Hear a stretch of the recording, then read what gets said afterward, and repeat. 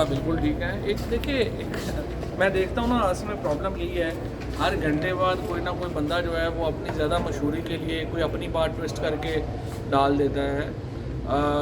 इस वक्त जो प्रोसेस है वो शुरू हो चुका है, इंशाल्लाह ताला वो मुकम्मल हो जाएगा। कोई ना फ़ौज में, हुकूमत में किसी किस्म का कोई इख्तलाफ नहीं है।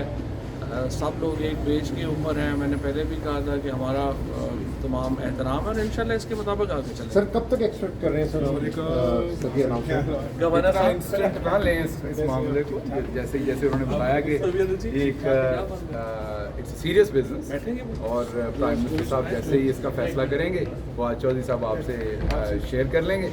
जो दोस्त ज़्यादा मसाला इस्तेमाल कर रहे हैं उनके लिए कि मानसून अभी गुजरा है, मौसम अभी ज़रा ऐसा है, इसमें ज़्यादा मसाला भी कई दफ़ा फिर जो है वो डाइजेशन के लिए मसला बनता है। तो ज़रा मसाले का इस्तेमाल कम किया जाए, जो कौमी मामलात होते हैं जैसे चौधरी साहब ने फरमाया उनको उसी एतबार से लेना चाहिए।